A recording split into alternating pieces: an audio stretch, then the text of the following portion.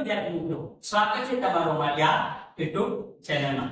આજે આપણે વિડિયોમાં ભણવાના છીએ ધોરણ 7 વિષય ગણિત, જેમાં પ્રકરણ 3 માહિતીનું નિયમો, જેમાં આપણે આજે આલેખ પોથીમાં આલેખ 2 જે તમને આલેખ પોથી આપવામાં આવે છે એમાં આલેખ 2 અને પાઠ્યપુસ્તક પર પેજ નંબર 64 ઉપર એક ઉદાહરણ આપેલું છે તે આપણે આ વિડિયોમાં જોવાના છીએ।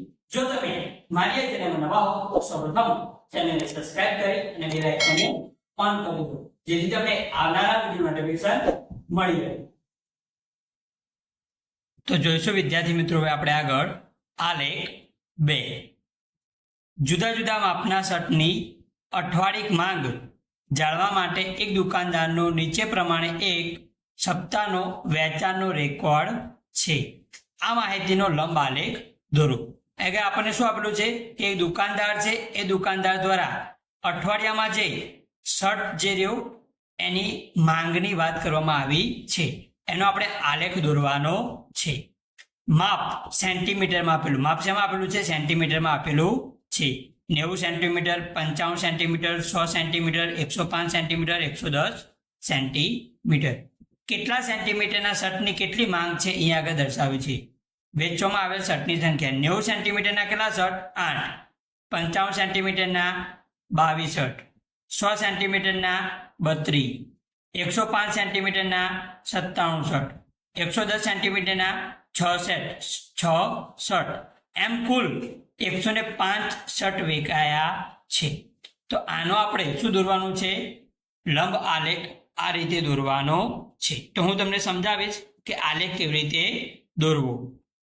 અહીંયા આગળ આપણને બે માહિતી આપે છે, એક તો માપ સેન્ટીમીટરમાં અને વેચવામાં આવેલ શર્ટની સંખ્યા। તો શું કરીશું આપણે? તો આ જે આલેખમાં જે આડી લાઈન રહી એને આપણે એક્સ અક્ષ કહીશું, આને કયો અક્ષ કહીશું? એક્સ અક્ષ કહીશું। જ્યારે આ જે ઊભી લાઈન આપણને આપેલી છે એને આપણે શું કહીશું? વાય અક્ષ। કયો અક્ષ કહીશું? વાય અક્ષ। હવે આપણે આ જે માપ સેન્ટીમીટરમાં આપ્યો આપણને 90, 95, 100, એને આપણે શું કરીશું? આપણે અહીંયા આગળ એક્સ અક્ષ ઉપર દર્શાવીશું, બરાબર? 90, 95, 100, 105, 110 જે માપ સેન્ટીમીટરમાં આપણને આપ્યું એ આપણે શું કરીશું? એક્સ અક્ષ ઉપર દર્શાવીશું। તો અહીંયા આગળ આપણને કેટલા ખાના આપેલા છે? તો આ પહેલું જે ખાનું રહ્યું, આ પહેલું ખાનું જવા દેવાનું, એના પછીના ખાનામાં આપણે 90 લખીશું, ત્યારબાદ 95 સેમી, ત્યારબાદ 100 સેમી, 105, 110 સેન્ટીમીટરમાં માપ જે આપ્યો છે એની માહિતી આપણે એક્સ અક્ષ ઉપર આ રીતે લખી દઈશું।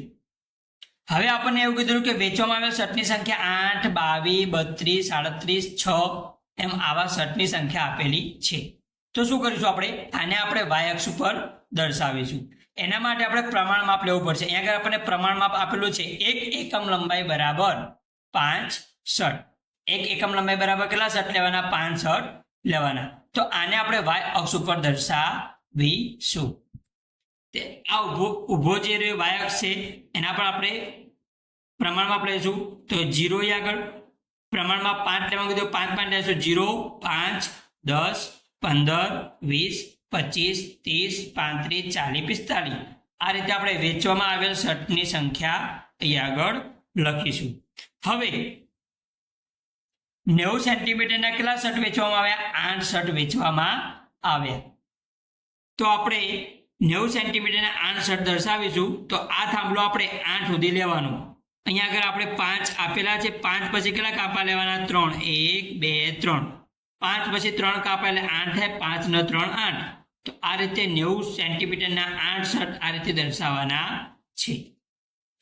ત્યારબાદ 95 સેન્ટીમીટરના કેટલા શર્ટ? 22 શર્ટ, જેને આપણે વાય અક્ષ ઉપર દર્શાવીશું।